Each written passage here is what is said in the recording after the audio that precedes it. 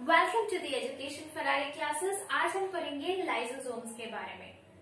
तो lysosomes membrane bound सैक्स होते हैं, मतलब ये ऐसे सैक्स होते हैं जो कि मेम्ब्रेन से कवर्ड होते हैं। सैक मतलब बोरा, तो वो ये मेम्ब्रेन से कवर्ड होते हैं और उसके अंदर डाइजेस्टिव एंजाइम्स होते हैं। ठीक है, तो ये कोई भी सब्सटेंस को डाइजेस्ट कर सकते हैं क्योंकि इनके अंदर जो डाइजेस्टिंग एंजाइम्स होते हैं वो बहुत ही पावरफुल होते हैं। तो ये फॉरेन बॉडी मतलब सेल में अगर कोई बाहर से कोई सब्सटेंस आ रहा है, कोई भी ऑर्गेनिक लिविंग हो नॉन लिविंग हो कुछ भी आ रहा है, या फिर जो सेल खुद भी मतलब सेल के वैसे पार्ट जो कि अब यूजलेस हो चुके हैं, जिनका कोई काम नहीं है या फिर जो बर्बाद हो चुके हैं, उनको ये डाइजेस्ट करता है।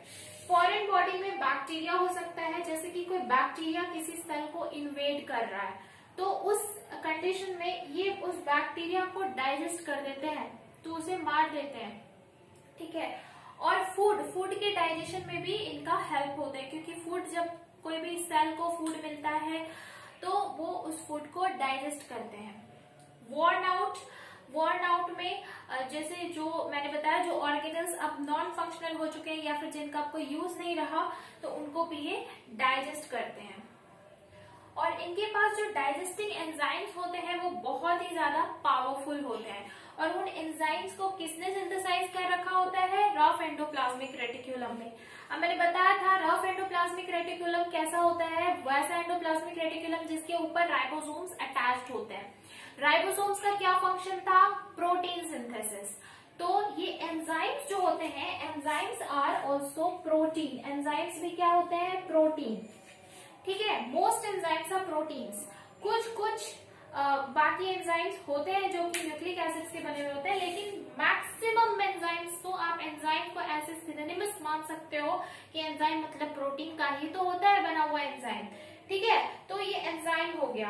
अब ये जो एंजाइम, ये जो प्रोटीन सिंथेसिस तो रफ एंडोप्लाज्मिक रेटिकुलम में होता है और लिपिड सिंथेसिस स्मूथ एंडोप्लाज्मिक में रेटिकुलम में होता है। एंजाइम भी तो प्रोटीन है, तो वो भी किसमें सिंथेसाइज होंगे? रफ एंडोप्लाज्मिक में, रफ एंडोप्लाज्मिक रेटिकुलम में सिंथेसाइज होंगे। तो ऐसे आप इसको याद रख सकते हो। ठीक है, अच्छा कभी कभी क्या होता है, सेल जो है वो नॉन फंक्शनल हो जाता है या फिर कुछ ऐसे एक्टिविटीज कर रहे होते हैं, सेल बहुत स्ट्रेसफुल एक्टिविटीज कर रहे होते हैं जिसकी वजह से सेल जो है वो डैमेज हो जाता है। अब वो फर्दर अगर सेल जिंदा रहा तो वो बॉडी को नुकसान ही पहुंचाएगा।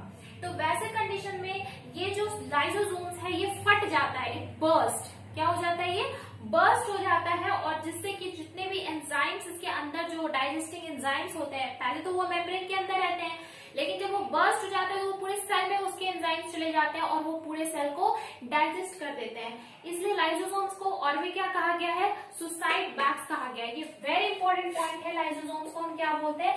सुसाइड बैग्स बोलते हैं। ठीक है, क्यों? क्योंकि वो खुद के सेल को ही डाइजेस्ट कर देता है।